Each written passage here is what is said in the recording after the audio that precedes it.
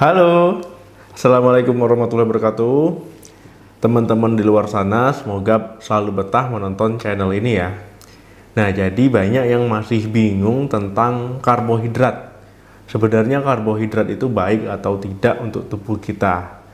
Jadi memang orang di luar sana kalau menurunkan berat badan harus menurunkan asupan kalori, kemudian melakukan olahraga sehingga kalori terbakar, terpakai, tidak ada penumpukan dari kalori. Nah, intinya kita harus defisit kalori. Ini kalau seandainya kita ingin menurunkan berat badan. Bisa dibilang ini konsep dari diet ya. Nah, teman-teman, banyak juga di luar sana melakukan diet itu tidak makan karbohidrat karena takut badannya gemuk.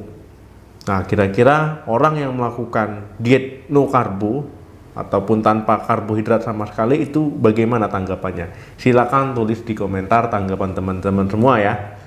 Memang banyak di luar sana yang makan nasi ataupun makan karbohidrat itu secara berlebihan. Kemudian asupan kalorinya juga berlebihan sehingga terjadi penumpukan kalori. Sehingga kalorinya berlebih ditumpuk di dalam tubuh. Itulah yang menjadi timbunan lemak di dalam tubuh teman-teman semua. Kemudian memang kalau kita menurunkan asupan karbohidrat itu bisa ya membantu menurunkan berat badan, tetapi jangan sampai no karbohidrat sama sekali. Ini bisa lemes. Tapi kalau seandainya teman-teman ingin mencoba hal tersebut, silakan saja. Saya tidak akan pernah melarang teman-teman melakukan yang menurut teman-teman benar. Tapi pahami dulu ya efek sampingnya, masalah yang ditimbulkan, karena lebih baik diet dengan cara yang sehat. Daripada teman-teman tidak makan karbohidrat sama sekali, karena karbohidrat itu merupakan sumber energi utama bagi tubuh kita, lebih baik teman-teman sobat diet di rumah itu memilih karbohidrat mana yang bagus untuk diet, yang bisa menunjang untuk diet walaupun pengaruhnya sedikit, tapi minimal itu sangat efektif. Nah, jadi teman-teman harus pintar-pintar, sobat diet di rumah harus benar-benar jeli dalam memilih asupan karbohidrat. Nah, jadi pada video kali ini kita bahas karbohidrat yang saya sarankan untuk diet yang baik dan juga karbohidrat yang tidak saya sarankan ataupun yang buruk untuk diet. Saat sedang diet, sobat bisa mengkonsumsi karbohidrat. Nah, di sini saya sarankan karbohidratnya itu karbohidrat kompleks. Karbohidrat kompleks ini apa? Jadi, karbohidrat kompleks ini merupakan molekul gula dengan rantai lebih panjang dan juga lebih kaya serat dibandingkan dengan karbohidrat simpleks.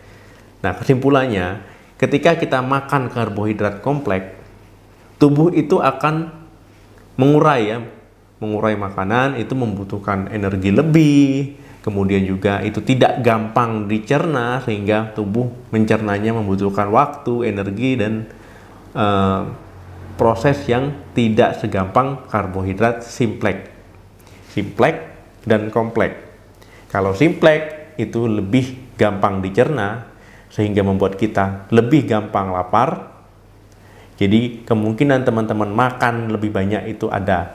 Kalau seandainya yang kompleks ini lebih susah dicerna, membuat teman-teman lebih tahan lapar, jadi kenyangnya lebih lama, keinginan makan itu jadi berkurang, kemudian juga lebih kaya serat. Nah, jadi beda ya, simpleks dan kompleks itu bedanya seperti itu.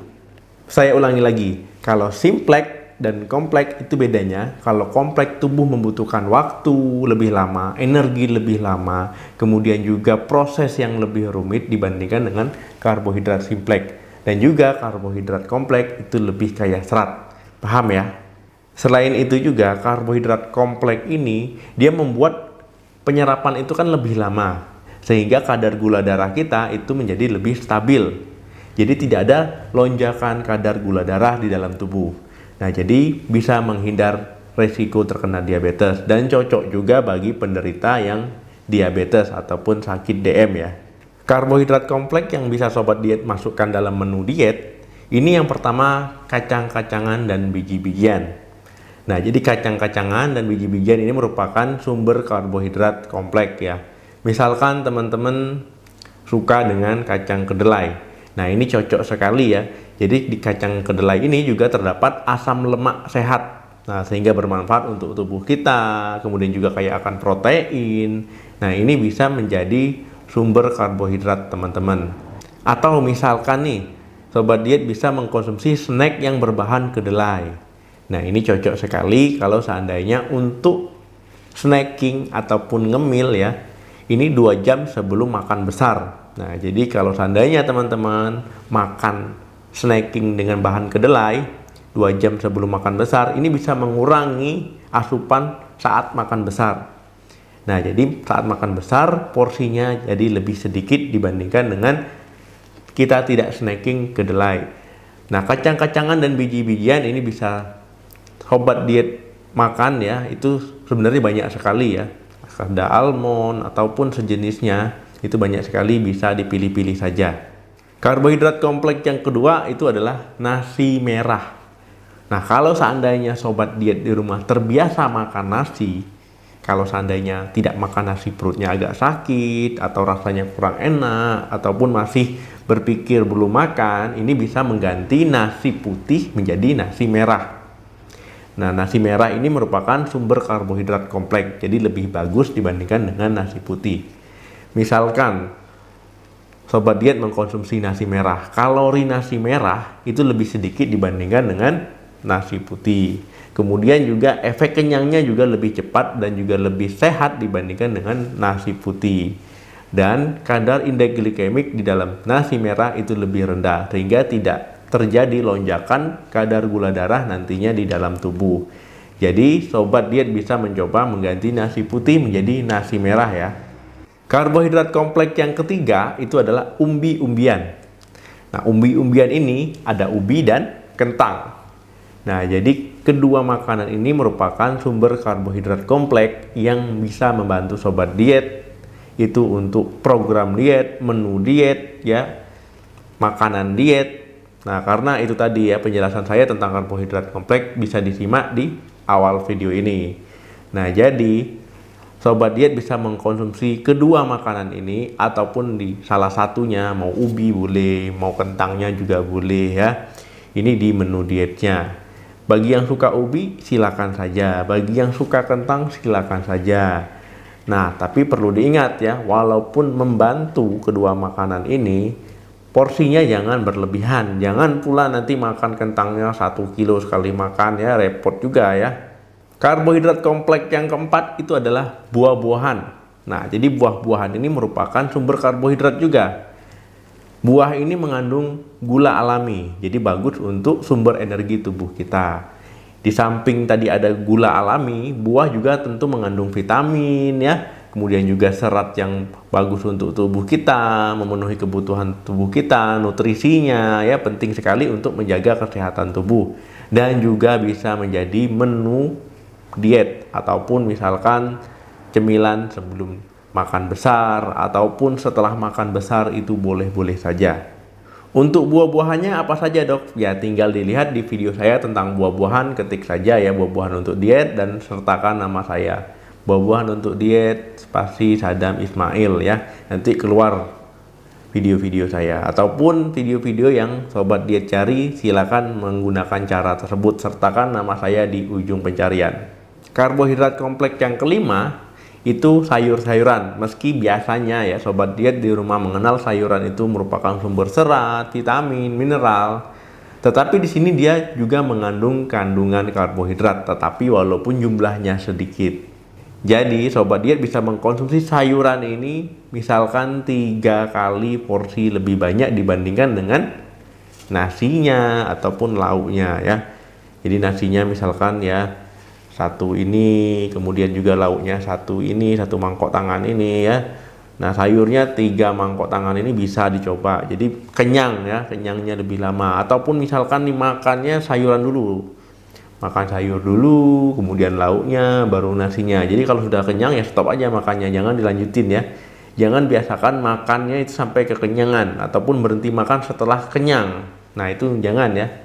Itu sumber karbohidrat yang saya sarankan untuk sobat diet dalam melakukan penurunan berat badan. Bukan berarti tidak boleh makan karbohidrat sama sekali ya. Tetap boleh, tapi jangan tanpa dikontrol, jumlahnya berlebihan, terlalu banyak, makannya jadi bebas, ya nggak boleh ya. Tetap dikontrol, tetap defisit kalori ya. Nah, itu harus diperhatikan betul-betul. Adapun sumber karbohidrat yang harus dibatasi dalam konsumsinya ya selama program diet ataupun penurunan berat badan ya bertahap saja ya. Tidak akan gemuk tubuh Anda itu hanya dalam satu malam ya, karena kebiasaan yang tidak sehat selama inilah yang membuat tubuh menjadi gemuk, tubuh menjadi berat, yang bertambahnya lemak, penumpukan lemak terjadi di mana-mana ya. Itu tidak terjadi satu malam. Jadi juga penurunannya juga butuh proses. Jadi pelan-pelan saja. Mungkin sobat diet tanpa disadari ya mengkonsumsi karbohidrat yang tidak disarankan ini ya secara berlebihan ataupun terus-menerus setiap harinya ataupun setiap makan. Nah, ini bisa jadi sobat diet konsumsi secara berlebihan ataupun tidak disadari. Jadi ini merupakan karbohidrat simpleks ataupun karbohidrat sederhana ya yang bisa dicerna oleh tubuh dengan lebih cepat ya, lebih mudah. Kemudian juga kadar gulanya tinggi, membuat kadar gula darah menjadi melonjak naik sehingga teman-teman merasa lapar lagi, ingin makan yang banyak lagi, ingin makan yang manis-manis lagi ya, sehingga menimbulkan kenaikan berat badan, kelebihan kalori ya, dan juga meningkatkan resiko terkenanya diabetes mellitus ya ataupun DM tipe 2. Nah, karbohidratnya apa saja? Yang pertama itu adalah sirup dan gula atau sejenisnya. Nah, ini harus dibatasi. Kalau bisa dihindari, hindari dulu ya. Dok, saya kalau seandainya nggak makan gula itu lemes. Nah, makanlah gula alami yang saya sarankan tadi, buah-buahan. Kemudian karbohidrat simpleks yang berikutnya itu adalah minuman manis, minuman bersoda, minuman berenergi, ataupun minuman kemasan lah ya, kecuali minuman air mineral. Nah, ini juga harus dibatasi, harus dihindari ya, karena ini mengandung kalori yang banyak, kemudian juga bisa membuat teman-teman cepat lapar lagi ya, kemudian juga tentu menambah berat badan lama-lama. Nah, ini juga harus dibatasi, kalau bisa dihindari lebih bagus. Yang ketiga, karbohidrat simpleks yang harus dihindari itu adalah permen dan sejenisnya. Nah, jadi ini merupakan 3 golongan karbohidrat simpleks yang mungkin tanpa disadari sering dikonsumsi ya. Mungkin 1, 2 ya, 3 tanpa disadari rutin. Nah, jadinya inilah yang penyebab mungkin berat badan sobat diet naik selain kebiasaan buruk sebelumnya. Jadi hindari makanan-makanan tersebut karena gizinya itu biasanya sedikit ataupun kurang, ada yang tidak ada sama sekali. Kemudian juga manfaatnya itu tidak ada ya. Saya rasa tidak ada manfaatnya dibandingkan dengan efek yang ditimbulkan. Jadi sebaiknya di stop mulai sekarang, dihindari. Jadi berubahlah menjadi pola hidup yang lebih sehat, menjadi jiwa yang sehat ya, kebiasaan yang baru menjadi kebiasaan yang sehat. Oke teman-teman, silakan di-share video ini, semoga bermanfaat. Jangan lupa like dan tulis di komentar tanggapan video ini ya. Kirim-kirim ke teman-teman lain biar banyak yang menonton dan banyak yang tahu. Sampai ketemu lagi di video saya selanjutnya. Salam sehat, sukses diet ya. Sampai jumpa.